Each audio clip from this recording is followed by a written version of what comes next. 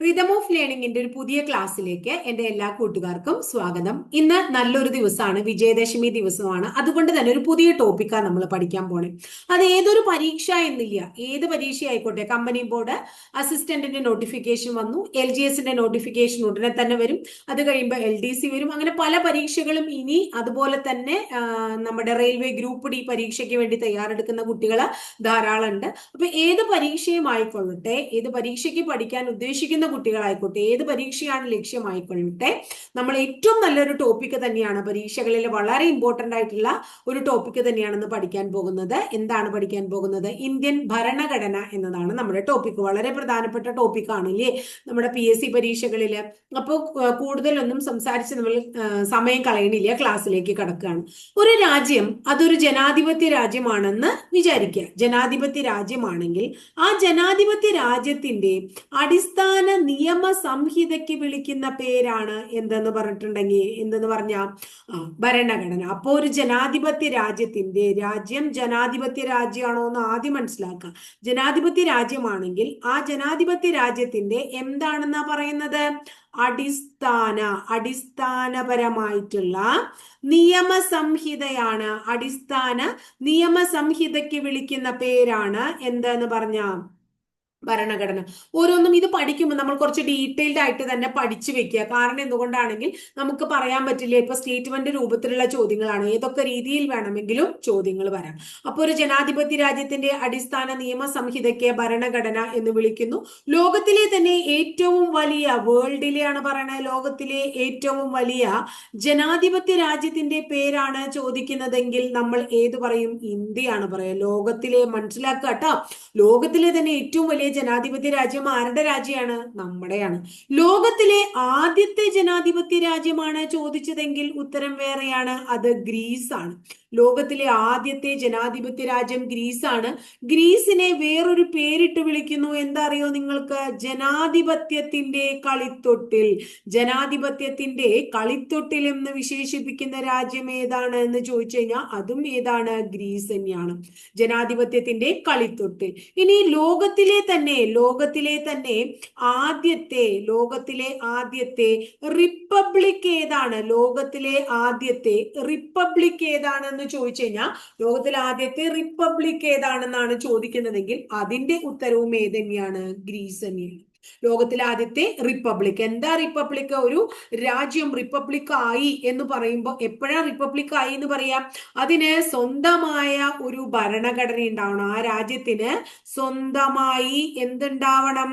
ഒരു ഭരണഘടന രൂപീകരിക്കുമ്പോഴും ആ രാജ്യത്ത് ജനങ്ങളാൽ തിരഞ്ഞെടുക്കപ്പെടുന്ന ആരുണ്ടാവുകയും ചെയ്യുമ്പോ, ഒരു തലവൻ ഉണ്ടാവുകയും ചെയ്യുമ്പോ ആ രാജ്യത്തെ നമ്മൾ എന്തു വിളിക്കുന്നു? റിപ്പബ്ലിക് എന്ന് വിളിക്കുന്നു. അപ്പൊ എപ്പോഴാ ഒരു രാജ്യം റിപ്പബ്ലിക് ആവുക? ഒരു രാജ്യത്തിന് സ്വന്തമായിട്ടൊരു ഭരണഘടന ഉണ്ടാവുകയും ജനങ്ങളാൽ തിരഞ്ഞെടുക്കപ്പെടുന്ന ഒരു തലവൻ ഉണ്ടാകുകയും ചെയ്യുമ്പോൾ ആ രാജ്യം റിപ്പബ്ലിക്കായി എന്ന് പറയാം. അപ്പൊ ഇത്രയും പറഞ്ഞ കാര്യം ഒന്നും കൂടെ പറഞ്ഞേ നമ്മള്. ഒരു ജനാധിപത്യ രാജ്യത്തിന്റെ അടിസ്ഥാന നിയമ സംഹിതയുടെ പേരെന്താ? റിപ്പബ്ലിക് എന്നാണ് അല്ലെ. ഏറ്റവും വലിയ ഒരു ജനാധിപത്യ രാജ്യത്തിന്റെ അടിസ്ഥാന നിയമ സംഹിതയ്ക്ക് വിളിക്കുന്ന പേരെന്താ? കോൺസ്റ്റിറ്റ്യൂഷൻ അഥവാ ഭരണഘടന എന്നാണ്. ഏറ്റവും വലിയ ജനാധിപത്യ രാജ്യം ഏതാണ്? ഇന്ത്യയാണ്. ലോകത്തിലെ ആദ്യത്തെ ജനാധിപത്യ രാജ്യം ഏതാണ്? ഗ്രീസ് ആണ്.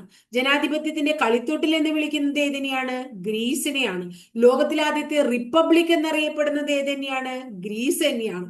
അപ്പൊ എന്താണ് റിപ്പബ്ലിക്? ചോദിച്ചിട്ടുള്ള ചോദ്യമാണ്, മുൻ പ്രീവിയസ് ഇയർ ക്വസ്റ്റ്യൻ പേപ്പറിൽ ഒരു ചോദ്യമാണ്. സ്വന്തമായിട്ട് ഭരണഘടന ഉണ്ടാവുകയും, ഒരു രാജ്യത്തിന് സ്വന്തമായിട്ട് ഭരണഘടന ഉണ്ടാകുകയും ജനങ്ങളാൽ തിരഞ്ഞെടുക്കപ്പെടുന്ന ഒരു തലവൻ ഉണ്ടാകുകയും ചെയ്യുമ്പോൾ ആ രാജ്യം എന്തായി എന്ന് പറയാം? നമുക്ക് റിപ്പബ്ലിക് ആയി എന്ന് പറയാം. അതുപോലെ ലോകത്തിലെ ഏറ്റവും വലിയ ജനാധിപത്യ രാജ്യം ഏതാണ് ചോദിച്ചിട്ടുണ്ട്. ഏതാണ്? ഇന്ത്യയാണ്. ഇതൊക്കെ ചോദിച്ചിട്ടുണ്ട് കേട്ടോ. ഇനി അടുത്തത് നമ്മള് പഠിക്കുകയാണ്. അടുത്തൊരു ചോദ്യം നമ്മളോട് ചോദിക്കുകയാണ്, പ്രത്യക്ഷ ജനാധിപത്യത്തിന്റെ ആലയം ഏതാണ്? അടുത്ത ചോദ്യം, പ്രത്യക്ഷ ജനാധിപത്യത്തിന്റെ ആലയം എന്ന് വിശേഷിപ്പിക്കുന്നത് ഏതിനെയാണ്? വളരെ ബേസിക് ആയിട്ടുള്ള കാര്യങ്ങളാണ് നമ്മൾ പഠിക്കണേ. പ്രത്യക്ഷ ജനാധിപത്യത്തിന്റെ ആലയം എന്ന് വിളിക്കുന്നത് സ്വിറ്റ്സർലൻഡിനെയാണ്. ഏതിനെയാ വിളിക്കണേ? സ്വിറ്റ്സർലൻഡ്. പ്രത്യക്ഷ ജനാധിപത്യത്തിന്റെ ആലയം എന്ന് വിളിക്കുന്നത് സ്വിറ്റ്സർലൻഡിനെയാണ് കേട്ടോ. വളരെ ഇമ്പോർട്ടന്റ് ആണ്. അടുത്തത് നോക്കാം, പാർലമെന്റുകളുടെ മാതാവ് എന്ന് വിളിക്കുന്നത് ഏതിനെയാണ്? പാർലമെന്റുകളുടെ മാതാവ് എന്ന് വിശേഷിപ്പിക്കുന്നത് ഏതിനെയാണ്? ബ്രിട്ടനെയാണ്. ഇപ്പൊ പലരും തോന്നാം, ടീച്ചർ ഇങ്ങനെയുള്ള ചോദ്യങ്ങളൊക്കെ എന്തിനാ ഇവിടെ പറയണേ, നമ്മൾ ഇരുന്നിട്ടല്ലേ കാല് നീട്ടുക. ഏറ്റവും ബേസിക് ആയിട്ടുള്ള കാര്യങ്ങൾ പഠിച്ചിട്ടാണ് കുറച്ചും കൂടിയും സ്റ്റാൻഡേർഡ് ആയിട്ടുള്ള കാര്യങ്ങളിലേക്ക് നമ്മൾ കയറി പോകേണ്ടത്. അപ്പോൾ ഏറ്റവും ബേസിക് ആയിട്ടുള്ള കാര്യങ്ങളാണ് നമ്മൾ ഇന്ന് ഇവിടെ പഠിക്കണേ. അത്രയും ബേസിക് ആയിട്ടുള്ള കോൺസ്റ്റിറ്റ്യൂഷനുമായിട്ട് റിലേറ്റഡ് ആയിട്ടുള്ള കാര്യങ്ങളാണ് പഠിക്കണേ. അപ്പൊ പാർലമെന്റുകളുടെ മാതാവ് എന്ന് വിളിക്കുന്നത് ഏതിനെയാണ്? ബ്രിട്ടനെയാണ്. അതുപോലെ തന്നെ ബ്രിട്ടന് വേറൊരു പേരുണ്ട്, ആധുനിക ജനാധിപത്യത്തിന്റെ നാട്.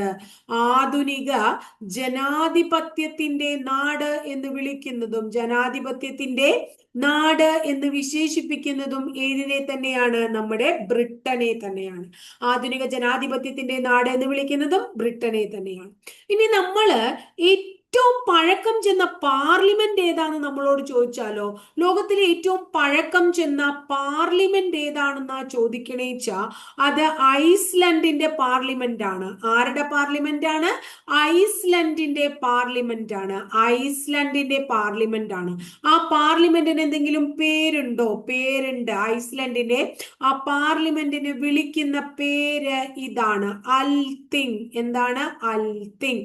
ഐസ്ലൻഡിന്റെ അൽത്തിങ് എന്ന് പറയുന്ന പാർലമെന്റ് ആണ് ലോകത്തിലെ ഏറ്റവും പഴക്കം ചെന്ന പാർലമെന്റ്. ഞാൻ ഒരു 2-3 ദിവസമായിട്ടുള്ളൂ ബോർഡ് ഇങ്ങനെ യൂസ് ചെയ്ത് തുടങ്ങിയിട്ട്, ഡിജിറ്റൽ ബോർഡ്. അതിന്റെ ചെറിയൊരു ബുദ്ധിമുട്ടുണ്ട്, വായിച്ചിട്ട് മനസ്സിലാവുന്നുണ്ട് എന്ന് വിചാരിക്കണോ നിങ്ങൾക്ക് കേട്ടോ. അപ്പൊ അതിന്റെ എന്തെങ്കിലും പ്രശ്നങ്ങൾ ഉണ്ടെങ്കിൽ കമന്റ് ബോക്സിൽ ഒന്ന് രേഖപ്പെടുത്താൻ എന്നോടൊന്ന് സഹകരിക്കുക കേട്ടോ. അപ്പൊ പ്രത്യക്ഷ ജനാധിപത്യത്തിന്റെ ആലയം എന്ന് വിളിക്കുന്നത് ഏതിനെയാണ്? സ്വിറ്റ്സർലൻഡിനെയാണ്. പാർലമെന്റുകളുടെ മാതാവ് എന്ന് വിളിക്കുന്നത് ഏതിനെയാണ്? ബ്രിട്ടനെയാണ്. ആധുനിക ജനാധിപത്യത്തിന്റെ നാട് എന്ന് വിശേഷിപ്പിക്കുന്നത് ഏതിനെയാണ്? ബ്രിട്ടനെയാണ്. ഏറ്റവും പഴക്കം ചെന്ന പാർലമെന്റ് എന്നറിയപ്പെടുന്നത് ഏതാണ്? ഐസ്ലൻഡ് ആണ്. പഴക്കം ചെന്ന പാർലമെന്റ് എന്നറിയപ്പെടുന്നത് ഐസ്ലൻഡിന്റെ പാർലമെന്റ് ആണ്. അങ്ങനെയാണ് പഠിക്കേണ്ടത്. ആ പാർലമെന്റിന്റെ പേര് അൽത്തിങ് എന്നാണ്. പാർലമെന്റിന്റെ പേര് അൽത്തിങ് എന്നാണ്. ഇനി ലോകത്തിലെ ഏറ്റവും വലിയ പാർലമെന്റ് ആരുടെയാണ്? ലോകത്തിലെ ഏറ്റവും വലിയ പാർലമെന്റ് ചൈനയുടെ പാർലമെന്റ് ആണ്. ലോകത്തിലെ ഏറ്റവും വലിയ പാർലമെന്റ് ചൈനയുടെ പാർലമെന്റ് ആണ്. ആ പാർലമെന്റിന് വിളിക്കുന്നത് നാഷണൽ പീപ്പിൾസ് എന്നാണ്. വളരെ ഇമ്പോർട്ടന്റ് ആണ്, നാഷണൽ പീപ്പിൾസ്. ലോകത്തിലെ ഏറ്റവും വലിയ പാർലമെന്റ് ഏതാണ്? ചൈനയിലെ പാർലമെന്റ് ആണ്. പാർലമെന്റിന്റെ പേര് നാഷണൽ പീപ്പിൾസ് എന്നാണ്. ഈ ചൈനീസ് പാർലമെന്റിനെ അങ്ങനെ വിശേഷിപ്പിച്ചത് ആരാണ്? ആരാണ് വിശേഷിപ്പിച്ചത്? ജോൺ ബ്രൈറ്റ് ആണ്. ആരാ വിശേഷിപ്പിച്ചത്? ജോൺ ബ്രൈറ്റ് ആണ്. ജോൺ ബ്രൈറ്റ് കേട്ടോ. അപ്പൊ ലോകത്തിലെ ഏറ്റവും വലിയ പാർലമെന്റ് ചൈനയിലെ നാഷണൽ പീപ്പിൾസ്. ലോകത്തിലെ ഏറ്റവും വലിയ പാർലമെന്റ് ചൈനയിലെ നാഷണൽ പീപ്പിൾസ് ആണ്. ഇനി ചൈനീസ് പാർലമെന്റിനെ അങ്ങനെ വിശേഷിപ്പിച്ചത് ആരാണ്? ജോൺ ബ്രൈറ്റ് ആണ്. ആരാണ് വിശേഷിപ്പിച്ചത്? ജോൺ ബ്രൈറ്റ് ആണ്. ഇനി നമ്മള് ഹിസ്റ്ററി ഒക്കെ പഠിക്കുമ്പോൾ ഹിസ്റ്ററിയുമായിട്ട് റിലേറ്റഡ് ആയിട്ടുള്ള ധാരാളം പുസ്തകങ്ങൾ നമ്മൾ പഠിക്കും. അങ്ങനെ ഭരണവുമായിട്ട് റിലേറ്റഡ് ആയിട്ട്, കോൺസ്റ്റിറ്റ്യൂഷനുമായിട്ട് റിലേറ്റഡ് ആയിട്ട് നമ്മൾ പഠിച്ചിട്ടുള്ള കുറച്ച് കൃതികളാണ്. ഒന്ന് ചാണക്യന്റെ, അതായത് എന്താ പറയാ, ഭരണ സംവിധാനത്തെ കുറിക്കുന്ന പ്രധാനപ്പെട്ട ഇന്ത്യയിലെ കൃതികളാണ്.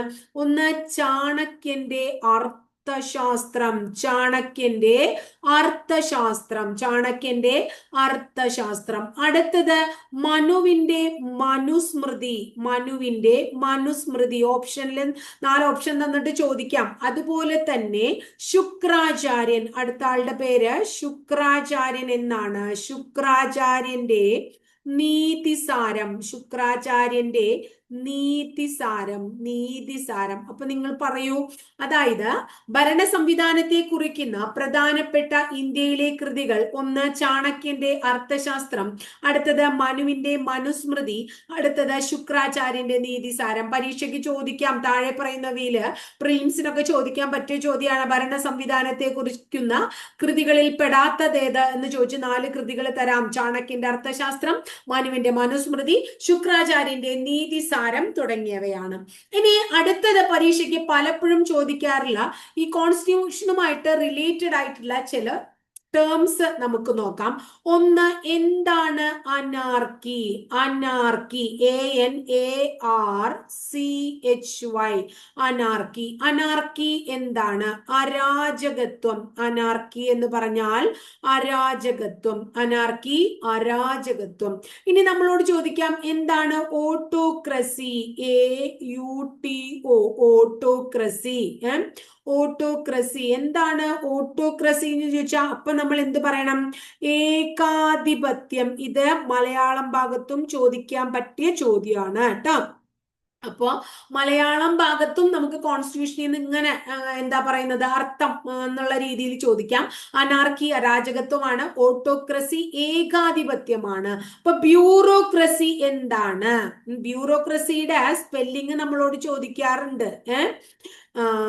അതും വളരെ ഇമ്പോർട്ടന്റ് ആണ്. ബ്യൂറോക്രസി എന്താ? ബ്യൂറോക്രസി ഉദ്യോഗസ്ഥന്മാരുടെ ഭരണത്തെയാണ് നമ്മൾ എന്ത് വിളിക്കുന്നത്? ബ്യൂറോക്രസി. അപ്പൊ അരാജകത്വം, അനാർക്കി, ഏകാധിപത്യം ഓട്ടോക്രസി, ഉദ്യോഗസ്ഥ ഭരണത്തെ ബ്യൂറോക്രസി എന്ന് വിളിക്കുന്നു. അപ്പൊ ജനാധിപത്യ ഭരണത്തെ എന്താ വിളിക്കുക? ഡെമോക്രസി എന്ന് വിളിക്കുന്നു. ഡെമോക്രസി എന്താണ്? ജനാധിപത്യ ഭരണം. ജനാധിപത്യ ഭരണ സംവിധാനത്തിന് വിളിക്കുന്നത് എന്താണ്? ഡെമോക്രസി എന്നാണ്. അടുത്തത് രാജഭരണത്തിന് അപ്പൊ എന്താ വിളിക്കുക? രാജഭരണാണെങ്കിൽ മൊണാർക്കി. രാജഭരണം എന്താണ്? മൊണാർക്കി. മൊണാർക്കിയാണ് എന്ത്? രാജഭരണം. വളരെ ഇമ്പോർട്ടന്റ് ആണ് രാജഭരണം. രാജഭരണം, മൊണാർക്കി. ഇനി അടുത്തത് അപ്പൊ നമ്മളോട് ചോദിക്കുകയാണ്, അപ്പൊ സ്ത്രീകളാ ഭരിക്കണേ വെച്ചാൽ എന്താ പറയാ? സ്ത്രീ ഭരണമാണെങ്കിൽ എന്ത് വിളിക്കും നമ്മൾ? ഗൈനാർക്കി. എന്ത് വിളിക്കും? ഗൈനാർക്കി. സ്ത്രീ ഭരണമാണെങ്കിൽ എന്താണ്? ഗൈനാർക്കിയാണ് സ്ത്രീ ഭരണം. ഇനി അടുത്തത്, ഇനി ഇങ്ങനെ ഒരു ഭരണം കേട്ടിട്ടുണ്ടോ നിങ്ങള്? അതായത് പ്ലൂട്ടോക്രസി. എന്താണ്? പ്ലൂട്ടോക്രസി എന്നാണ് ചോദിക്കുന്നതെങ്കിൽ എന്താണ്? ധനവാന്മാരുടെ ഭരണത്തെ വിളിക്കുന്ന പേരാണ് പ്ലൂട്ടോക്രസി. ധനവാന്മാരുടെ ഭരണം. എന്താ പറഞ്ഞേ? ജനാധിപത്യം അല്ലെങ്കിൽ എന്താ പറയാ ഭരണ സംവിധാനം അങ്ങനെയുള്ളതിനെ കുറിച്ചൊക്കെയുള്ള ചോദ്യങ്ങൾ നമ്മളോട് പരീക്ഷയ്ക്ക് ചോദിക്കുന്നത് പോലെ ഈ കോൺസ്റ്റിറ്റ്യൂഷനുമായിട്ട് റിലേറ്റഡ് ആയിട്ടുള്ള, ഭരണവുമായിട്ട് റിലേറ്റഡ് ആയിട്ടുള്ള ചില വേർഡ്സ് കോൺസ്റ്റിറ്റ്യൂഷന്റെ ഭാഗത്ത് തന്നെ ചോദിക്കാം, അല്ലെങ്കിൽ മലയാളത്തിന്റെ ഭാഗത്ത് അർത്ഥം ഒക്കെ എന്നുള്ള രീതിയിലും ചോദിക്കാം. അപ്പൊ അതിലെ അരാജകത്വം, അനാർക്കി അരാജകത്വമാണ്, ഓട്ടോക്രസി ഏകാധിപത്യമാണ്, ബ്യൂറോക്രസി ഉദ്യോഗസ്ഥന്മാരുടെ ഭരണമാണ്, ഡെമോക്രസി ജനാധിപത്യ ഭരണമാണ്, മൊണാർക്കി രാജഭരണമാണ്, ഗൈനാർക്കി സ്ത്രീ ഭരണമാണ്, പ്ലൂട്ടോക്രസി ധനവാന്മാരുടെ ഭരണമാണ്. പ്ലൂട്ടോക്രസി ധനവാന്മാരുടെ ഭരണമാണ്. അപ്പൊ നമ്മളിപ്പോ ഇവിടെ പഠിക്കുന്നത് എന്തിനെ കുറിച്ചാണ്? കോൺസ്റ്റിറ്റ്യൂഷനെ കുറിച്ചാണ്. അപ്പൊ ചോദിക്കുകയാണ്, കോൺസ്റ്റിറ്റ്യൂഷനുകൾ എത്ര തരത്തിലുണ്ട്? കോൺസ്റ്റിറ്റ്യൂഷനെ നമുക്ക് പലതായി തിരിക്കാം. എന്തൊക്കെയായിട്ട് കോൺസ്റ്റിറ്റ്യൂഷനെ എങ്ങനെ തിരിക്കാം? എങ്ങനെയൊക്കെ ആയിട്ട് തിരിക്കാം? കോൺസ്റ്റിറ്റ്യൂഷനെ നമുക്ക് പ്രധാനമായിട്ടും 6ആയിട്ട് തിരിക്കാം. ആദ്യത്തെ കോൺസ്റ്റിറ്റ്യൂഷനെ നമ്മൾ റിട്ടൺ കോൺസ്റ്റിറ്റ്യൂഷൻ എന്ന് പറയാം. എഴുതപ്പെട്ട, റിട്ടൺ അഥവാ എഴുതപ്പെട്ട ഭരണഘടന. അപ്പൊ അടുത്തത് എന്തായിരിക്കാം? അൺറിട്ടൺ അഥവാ എഴുതപ്പെടാത്ത ഭരണഘടന. ക്ലിയർ ആയോ? ഒന്ന് റിട്ടൺ കോൺസ്റ്റിറ്റ്യൂഷൻ, അടുത്തത് അൺറിട്ടൺ കോൺസ്റ്റിറ്റ്യൂഷൻ. അടുത്തത് ഫ്ലെക്സിബിൾ കോൺസ്റ്റിറ്റ്യൂഷൻ. അടുത്ത കോൺസ്റ്റിറ്റ്യൂഷന്റെ പേരെന്താണ്? Flexible constitution. ഇനി അടുത്ത കോൺസ്റ്റിറ്റ്യൂഷന്റെ പേര് റിജിഡ് കോൺസ്റ്റിറ്റ്യൂഷൻ. എന്ത് കോൺസ്റ്റിറ്റ്യൂഷനാ? Rigid constitution. അടുത്ത കോൺസ്റ്റിറ്റ്യൂഷന്റെ പേര് ഫെഡറൽ കോൺസ്റ്റിറ്റ്യൂഷൻ. എന്താണ്? Federal constitution. അപ്പൊ അടുത്ത കോൺസ്റ്റിറ്റ്യൂഷന്റെ പേരെന്താ? Quasi federal constitution. എന്താണ്? Quasi federal. ക്ലിയർ ആയോ നിങ്ങൾക്ക്? കോൺസ്റ്റിറ്റ്യൂഷനെ നമുക്ക് 6ആയി തിരിക്കാം. എങ്ങനെ? എത്രയാക്കി തിരിക്കാം? 6ആയിട്ട് തിരിക്കാം. കോൺസ്റ്റിറ്റ്യൂഷന്റെ ടൈപ്സ് ഓഫ് കോൺസ്റ്റിറ്റ്യൂഷൻ എത്ര തരമാണ്? 6 തരം. First one written constitution, second one unwritten constitution, third one flexible constitution, fourth one rigid constitution, fifth federal constitution, and last one, sixth one quasi federal constitution. അപ്പൊ ആദ്യത്തെ നമ്മൾ പഠിക്കാൻ പോകുന്നത് റിട്ടൺ അഥവാ എഴുതപ്പെട്ട ഭരണഘടന. റിട്ടൺ കോൺസ്റ്റിറ്റ്യൂഷൻ അഥവാ എഴുതപ്പെട്ട ഭരണഘടന. അങ്ങനെ പറയുന്നത് എന്താർത്ഥം? ഭരണഘടന ഭംഗിയായിട്ട് എഴുതി തയ്യാറാക്കി വെച്ചേക്കാണ് പുസ്തകത്തില്. അങ്ങനെ ലോകത്തിൽ ആദ്യമായിട്ട് ഒരു ഭരണഘടന എഴുതി തയ്യാറാക്കിയത് എവിടെയാണ്? അമേരിക്കയിലാണ്. എവിടെയാണ്? അമേരിക്കയിലാണ്. 1789 അമേരിക്കൻ ഭരണഘടന നിലവിൽ വരുന്നത്. അമേരിക്കൻ ഭരണഘടന നിലവിൽ വന്ന വർഷം പഠിക്കൂ, 1789. അമേരിക്കൻ ഭരണഘടനയുടെ ശില്പി ആര് എന്ന് ചോദിച്ചു കഴിഞ്ഞാൽ ജെയിംസ് മാഡിസൺ എന്ന് പറയുന്ന ആളാണ്. ജെയിംസ് മാഡിസൺ, അദ്ദേഹമാണ് അമേരിക്കൻ ഭരണഘടനയുടെ ശില്പി. ലോകത്തിലെ ഏറ്റവും ചെറിയ ഭരണഘടന, അതുപോലെ തന്നെ ലോകത്തിലെ ഏറ്റവും ദൃഢമായ ഭരണഘടന, ഇതൊക്കെ അമേരിക്കൻ ഭരണഘടനയാണ് കേട്ടോ. ഇനി അടുത്തത് ഭരണഘടന എന്ന് പറയുന്ന ടേം തന്നെ, ഭരണഘടന എന്ന് പറയുന്ന ടേം അഥവാ ഐഡിയ അല്ലെങ്കിൽ ആശയം തന്നെ ഉടലെടുത്തത് എവിടെ നിന്നാണ് എന്ന് ചോദിച്ചു കഴിഞ്ഞാൽ നമ്മൾ അമേരിക്കയിൽ നിന്നാണ് എന്ന് പറയും. ഇത്തരം ക്ലിയർ ആയോ? അപ്പൊ എന്താ പറഞ്ഞേ? ലോകത്തിലെ ഏറ്റവും വലിയ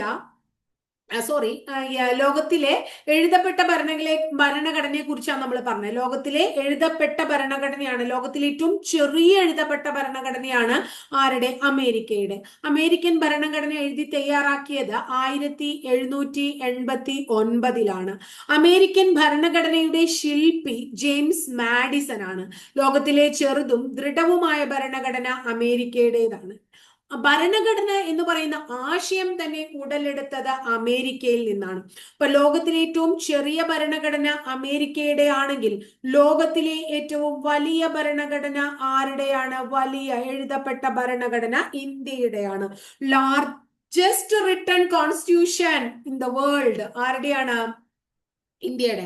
ലാർജസ്റ്റ് റിട്ടൺ കോൺസ്റ്റിറ്റ്യൂഷൻ ഇന്ത്യയുടെയും സ്മോളസ്റ്റ് റിട്ടൺ കോൺസ്റ്റിറ്റ്യൂഷൻ അമേരിക്കയുടെയുമാണ്. ഓർക്കുക. അപ്പൊ റിട്ടൺ കോൺസ്റ്റിറ്റ്യൂഷനെ കുറിച്ച് ക്ലിയർ ആയില്ലേ? അപ്പൊ ഭരണഘടനകളെ നമുക്ക് എത്രയായി തിരിക്കാം? 6 തിരിക്കാം. Written, unwritten, flexible, rigid, federal and quasi federal. First one ആണ് റിട്ടൺ, എഴുതപ്പെട്ട ഭരണഘടന. ആദ്യമായിട്ട് അല്ലെ അങ്ങനെ ഒരു ഭരണഘടന നമ്മൾ പറഞ്ഞു, ലോകത്തിലെ ഏറ്റവും ചെറുതും ദൃഢവുമായിട്ടുള്ള ഭരണഘടന, ലോകത്തിലെ ആദ്യത്തെ എഴുതപ്പെട്ട ഭരണഘടന അമേരിക്കൻ ഭരണഘടന 1789 എഴുതിയത്. അതിന്റെ ശില്പി ജെയിംസ് മാഡിസൺ ആണ്. ലോകത്തിലെ ഏറ്റവും ചെറുതാണ്, ദൃഢമാണ്. ഭരണഘടന എന്ന ആശയം തന്നെ ഉടലെടുത്തത് അമേരിക്കയിൽ നിന്നാണ്. ലോകത്തിലെ ഏറ്റവും വലിയ എഴുതപ്പെട്ട ഭരണഘടന ഇന്ത്യയുടെയാണ്. അടുത്തത് അൺറിട്ടൺ കോൺസ്റ്റിറ്റ്യൂഷൻ. അങ്ങനെ പറഞ്ഞാൽ എന്താ അർത്ഥം? ഭരണഘടന കൃത്യമായിട്ട് എഴുതി തയ്യാറാക്കിയിട്ടൊന്നുമില്ല.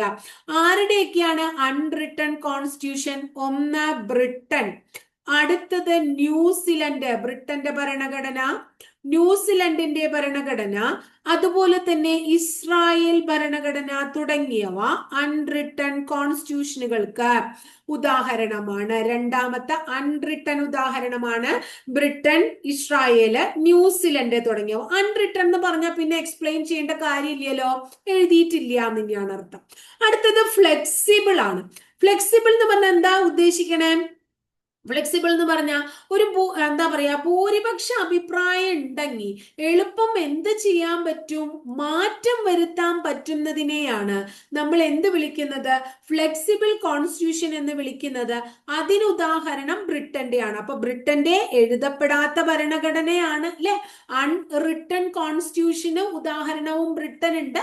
പ്ലസ് ഫ്ലെക്സിബിൾ കോൺസ്റ്റിറ്റ്യൂഷന്, ഫ്ലെക്സിബിൾ എളുപ്പം മാറ്റം വരുത്താൻ പറ്റുന്നു എന്ന് പറയുമ്പോഴും ആരെ നമുക്ക് ഏത് കോൺസ്റ്റിറ്റ്യൂഷനെ നമുക്ക് ഉത്തരമായിട്ട് എടുക്കാം? ബ്രിട്ടൻ കോൺസ്റ്റിറ്റ്യൂഷനെ നമുക്ക് ഉത്തരമായിട്ട് എടുക്കാം. അപ്പോൾ ഫ്ലെക്സിബിൾ കോൺസ്റ്റിറ്റ്യൂഷൻ ഭൂരിപക്ഷം അഭിപ്രായം ഉണ്ടെങ്കിൽ മാറ്റം വരുത്താൻ, സുഖമായിട്ട് മാറ്റം വരുത്താൻ പറ്റുന്നു ഫ്ലെക്സിബിൾ കോൺസ്റ്റിറ്റ്യൂഷൻ. അങ്ങനെ ഉദാഹരണം ബ്രിട്ടൻ ആണ്. അപ്പൊ ബ്രിട്ടന്റെ ഒരു അൺറിട്ടൺ കോൺസ്റ്റിറ്റ്യൂഷൻ ആണ്, അതുപോലെ തന്നെ ഫ്ലെക്സിബിളുമാണ്. അടുത്ത അടുത്ത കോൺസ്റ്റിറ്റ്യൂഷൻ റിജിഡ് കോൺസ്റ്റിറ്റ്യൂഷൻ. അപ്പൊ ഫ്ലെക്സിബിൾ അല്ല, റിജിഡ് ആണ്. റിജിഡ് എന്ന് പറഞ്ഞാൽ നമ്മൾ വിചാരിക്കുമ്പോ എന്താ മാറ്റം വരുത്താൻ പറ്റില്ല, അങ്ങനെ എളുപ്പത്തിലൊന്നും മാറ്റം വരുത്താൻ പറ്റാത്ത കോൺസ്റ്റിറ്റ്യൂഷനെ വിളിക്കണ പേരാണ് റിജിഡ് കോൺസ്റ്റിറ്റ്യൂഷൻ. റിജിഡ് കോൺസ്റ്റിറ്റ്യൂഷനുള്ള രാജ്യങ്ങൾക്ക് ഉദാഹരണമാണ് ഒന്ന് അമേരിക്ക. അമേരിക്ക റിജിഡ് കോൺസ്റ്റിറ്റ്യൂഷൻ ഉദാഹരണമാണ്. Canada, Canada. അതുപോലെ തന്നെ അടുത്തത് സ്വിറ്റ്സർലൻഡ്. ആരാണ്? സ്വിറ്റ്സർലൻഡ്. അടുത്തത് ഓസ്ട്രേലിയ. അപ്പൊ നോക്കിയേ, ആരുടെ ഒന്നും മാറ്റം വരുത്താൻ പറ്റില്ല നമുക്ക് എളുപ്പത്തില്. അമേരിക്കയുടെയും കാനഡയുടെയും സ്വിറ്റ്സർലൻഡിന്റെയും ഓസ്ട്രേലിയയുടെ ഒന്നും എളുപ്പം മാറ്റം വരുത്താൻ പറ്റില്ല എന്ന് മനസ്സിലാക്കുക. ഇപ്പോ റിജിഡ് കോൺസ്റ്റിറ്റ്യൂഷൻ എന്ന് പറഞ്ഞാൽ ഭൂരിപക്ഷത്തിന്റെ അഭിപ്രായത്തില് മാറ്റം വരുത്താൻ പറ്റാത്തതിനെയാണ് റിജിഡ് എന്ന് പറയുന്നത്. America, Canada, Switzerland, Australia. അപ്പൊ നമ്മളോട് ചോദിക്കുകയാണ് ഇന്ത്യൻ കോൺസ്റ്റിറ്റ്യൂഷൻ എങ്ങനെയാന്ന് ചോദിച്ചാൽ നമ്മൾ പറയും എങ്ങനെയാണ് Indian constitution partly rigid and partly flexible. Indian constitution partly റിജിഡും പാർട്ട്ലി ഫ്ലെക്സിബിളുമാണ് എന്ന് മനസ്സിലാക്കുക. നല്ലൊരു ചോദ്യമാണ്, പരീക്ഷയ്ക്ക് ചോദിക്കാം. ഇന്ത്യൻ കോൺസ്റ്റിറ്റ്യൂഷൻ റിജിഡ് ആണോ ഫ്ലെക്സിബിൾ ആണോ? Indian constitution partly rigid and partly flexible ആണ്. ഇന്ത്യൻ കോൺസ്റ്റിറ്റ്യൂഷൻ എങ്ങനെയാണ്? Partly rigid and partly flexible ആണ്. ക്ലിയർ ആയില്ലേ ഇത്രയും കാര്യങ്ങൾ നിങ്ങൾക്ക്? ഇനി രണ്ടെണ്ണം കൂടി അല്ലേ നമുക്ക് പഠിക്കാനുള്ളൂ. അടുത്തത് നമ്മൾ പറഞ്ഞത് ഫെഡറൽ കോൺസ്റ്റിറ്റ്യൂഷൻ അല്ലെ. എത്രാമത്തെ? അഞ്ചാമത്തെ ടൈപ്പ് ഫെഡറൽ. ഫെഡറൽ എന്ന് പറഞ്ഞിട്ടുണ്ടെങ്കിൽ എന്താണ്? അതായത് ഇതൊരു ഹെഡ് ആണെന്ന് വിചാരിക്കുക, ഹെഡ് ഓഫ് ദ ഡിപ്പാർട്ട്മെന്റ് ആണെന്ന് വിചാരിക്കുക. ഇനി ഈ എന്താ പറയുന്നത്, ഇതിന്റെ ചോടെ കുറെ അധികം സംസ്ഥാനങ്ങൾ ഉണ്ട് എന്ന് വിചാരിക്കുക. ഓരോ കുഞ്ഞു കുഞ്ഞു സംസ്ഥാനങ്ങൾ ഉണ്ട് എന്ന് വിചാരിക്കുക. അപ്പൊ ഇവിടെ പറയാണ് അധികാരം ആർക്കുണ്ട്? ഹെഡ് ഓഫ് ദ ഡിപ്പാർട്ട്മെന്റിനും ഉണ്ട്, ഇവിടുത്തെ ഈ കുഞ്ഞു കുഞ്ഞു സ്റ്റേറ്റുകൾക്ക് ഉണ്ട് എന്ന് മനസ്സിലാവാം. ഈ സ്റ്റേറ്റുകൾക്ക് വേറൊരു കാര്യം കൂടി നമ്മൾ ഓർക്കണം, സ്വയം ഭരണ അധികാരം. ക്ലിയർ ആയോ നിങ്ങൾക്ക്? അതായത് അധികാരം എങ്ങനെ വിഭജിച്ചിരിക്കുന്നു? അധികാര വിഭജനം എങ്ങനെയാണ്? കേന്ദ്രത്തിനുമുണ്ട്, അതുപോലെ തന്നെ സംസ്ഥാനങ്ങൾക്കും ഉണ്ട്. കേന്ദ്രത്തിനും സംസ്ഥാനങ്ങൾക്കും അധികാരം വിഭജിച്ചിരിക്കുന്നു, ഓരോ സംസ്ഥാനങ്ങൾക്കും. പക്ഷേ സംസ്ഥാനങ്ങൾക്ക് എന്തും കൂടി കൊടുത്തുണ്ട്? സ്വയം ഭരണാധികാരം കൂടി കൊടുത്തുണ്ട്. അങ്ങനെയുള്ള രാജ്യങ്ങളെ ആണ് എന്ത് പറയുന്നത്? ഫെഡറൽ കോൺസ്റ്റിറ്റ്യൂഷൻ ഉള്ള രാജ്യങ്ങൾ എന്ന് പറയുന്നത്. അത്തരം രാജ്യത്തിന് ഉദാഹരണം ഏതാണ്? അമേരിക്കയാണ്. ഒരു ഫെഡറൽ കോൺസ്റ്റിറ്റ്യൂഷൻ ഉള്ള രാജ്യത്തിന് ഉദാഹരണം ഏതാ? അമേരിക്കയാണ്. ക്ലിയർ ആയോ നിങ്ങൾക്ക്? അധികാരം കേന്ദ്രത്തിനും സംസ്ഥാനങ്ങൾക്കും വിഭജിച്ചിരിക്കുന്നു, എന്നാൽ സംസ്ഥാനങ്ങൾക്ക് എന്താണ്? സ്വയം ഭരണാധികാരം ഉണ്ട് എന്നുള്ളതാണ് കേട്ടോ. അപ്പോ അടുത്തത് ക്വാസി ഫെഡറൽ ആണ്. അടുത്തത് ക്വാസി ഫെഡറൽ. ക്വാസി ഫെഡറൽ എന്ന് പറഞ്ഞാൽ എന്താ അത് ഉദ്ദേശിക്കണേ? അതായത് എന്തുണ്ട്? സെൻട്രൽ ഗവൺമെന്റ് ഉണ്ട് ഇല്ലേ? സെൻട്രൽ ഗവൺമെന്റ് ഉണ്ട്, കേന്ദ്ര ഗവൺമെന്റ് ഉണ്ട്, അതുപോലെ തന്നെ സംസ്ഥാന ഗവൺമെന്റുകളും ഉണ്ട്. സ്റ്റേറ്റ് ഗവൺമെന്റും ഉണ്ട്, സെൻട്രൽ ഗവൺമെന്റും ഉണ്ട്. ഇനി സെൻട്രൽ ഗവൺമെന്റിൽ നിന്ന് ചില അധികാരങ്ങൾ ആർക്ക് കൊടുത്തിട്ടുണ്ട്? സ്റ്റേറ്റ് ഗവൺമെന്റിന് കൊടുത്തിട്ടുണ്ട്. എന്നാൽ സ്റ്റേറ്റ് ഗവൺമെന്റുകളുടെ മേല് ആർക്ക് നിയന്ത്രണം ഉണ്ട്? ആർക്ക് നിയന്ത്രണം ഉണ്ട്? സെൻട്രൽ ഗവൺമെന്റിന് നിയന്ത്രണം ഉണ്ട്. അങ്ങനെ തോന്നിയ പോലെയൊന്നും കാര്യങ്ങൾ ചെയ്യാൻ ആർക്ക് പറ്റില്ല? സ്റ്റേറ്റ് ഗവൺമെന്റുകൾക്ക് പറ്റില്ല. അത്തരം ഭരണ സംവിധാനത്തെ ക്വാസി ഫെഡറൽ. അപ്പൊ തന്നെ നമുക്ക് ഉദാഹരണം ആരാന്ന് മനസ്സിലായില്ലേ? ആരാ ഉദാഹരണം? നമ്മുടെ ഇന്ത്യ. അപ്പൊ ഇന്ത്യ ഒരു ക്വാസി ഫെഡറൽ സ്റ്റേറ്റ് ആണ്. ഇന്ത്യ ഒരു ക്വാസി ഫെഡറൽ സ്റ്റേറ്റ് ആണ്. ക്വാസി ഫെഡറൽ കോൺസ്റ്റിറ്റ്യൂഷൻ ഉദാഹരണം ആര് തന്നെയാണ്? ഇന്ത്യ തന്നെയാണ്. ക്ലിയർ ആയോ നിങ്ങൾക്ക്? അപ്പൊ ഇത്രയാണ് ക്വാസി ഫെഡറൽ. ഫെഡറൽ എന്ന് പറഞ്ഞാൽ സംസ്ഥാനങ്ങൾക്കും കേന്ദ്രങ്ങൾക്കും എന്തുണ്ട്? അവകാശമുണ്ട്. പക്ഷെ കേന്ദ്രത്തിന് നിയന്ത്രണമൊന്നുമില്ല, സംസ്ഥാനങ്ങൾക്ക് സ്വയം ഭരണാവകാശം ഉണ്ട്. എന്നാൽ ക്വാസി ഫെഡറൽ ആണെങ്കിലോ സംസ്ഥാനങ്ങൾക്കും കേന്ദ്രങ്ങൾക്കും സംസ്ഥാനങ്ങൾക്കും കേന്ദ്രത്തിനും അവകാശമുണ്ട്, പക്ഷെ കേന്ദ്രത്തിന് സംസ്ഥാനങ്ങളുടെ മേൽ നിയന്ത്രണം ഉണ്ട്. അതിനെയാണ് എന്ത് വിളിക്കുന്നത്? ക്വാസി ഫെഡറൽ എന്ന പദം കൊണ്ട് ഉദ്ദേശിക്കുന്നത്. അപ്പൊ ക്വാസി ഫെഡറൽ ഉദാഹരണം ഇന്ത്യ. ഇന്ത്യ ഒരു ക്വാസി ഫെഡറൽ സ്റ്റേറ്റ് ആണ്. ഫെഡറൽ സ്റ്റേറ്റിന് ഉദാഹരണം ഏതാണ്? അമേരിക്ക. അമേരിക്കയുടെ 50 സംസ്ഥാനങ്ങളിൽ 50 സംസ്ഥാനങ്ങൾക്കും എന്തുണ്ട്? സ്വയംഭരണാവകാശം ഉണ്ട് എന്നുള്ളതാണ്. അതാണ് നിങ്ങൾ മനസ്സിലാക്കേണ്ടത്. അപ്പൊ ഇന്ന് പഠിച്ചത് എന്താണ് കോൺസ്റ്റിറ്റ്യൂഷൻ എന്ന് പറഞ്ഞാൽ എന്താ, കോൺസ്റ്റിറ്റ്യൂഷന്റെ ഒരു ഇൻട്രൊഡക്ഷൻ, എത്ര തരത്തിലുള്ള കോൺസ്റ്റിറ്റ്യൂഷൻ ഉണ്ട് എന്നാണ് ഈ കാര്യങ്ങളൊക്കെയാ പഠിച്ചത്. അടുത്ത ദിവസത്തിൽ നമ്മൾ എന്താ പഠിക്കുക? Framing of constitution. എങ്ങനെയാ ഇന്ത്യയുടെ കോൺസ്റ്റിറ്റ്യൂഷൻ രൂപീകരിച്ച്, ഇന്ത്യക്ക് എങ്ങനെയാ ഒരു കോൺസ്റ്റിറ്റ്യൂഷൻ ഉണ്ടായേ എന്നാണ് അടുത്ത ക്ലാസ്സിൽ നമ്മൾ പഠിക്കുക. അപ്പൊ ഇത്രയും ക്ലാസ് കൃത്യമായിട്ട് മനസ്സിലായി എന്ന് വിചാരിക്കണം. മനസ്സിലായി വെച്ചാൽ ഒന്ന് ലൈക്ക് ചെയ്യാനും അതുപോലെ തന്നെ നിങ്ങളുടെ കമന്റ് ബോക്സിലെ അഭിപ്രായങ്ങളൊന്ന് കമന്റ് ചെയ്യാനും മറക്കരുത്. ആദ്യമായിട്ട് കാണുന്നവർ ചാനൽ ഒന്ന് സബ്സ്ക്രൈബ് ചെയ്യുക, അതോടൊപ്പം ബെല്ലൈക്കൺ കൂടി ഒന്ന് എനേബിൾ ചെയ്യുക കേട്ടോ. അപ്പൊ അടുത്ത ദിവസം ഇതിന്റെ തന്നെ മറ്റൊരു ഭാഗവുമായിട്ട് നമുക്ക് വീണ്ടും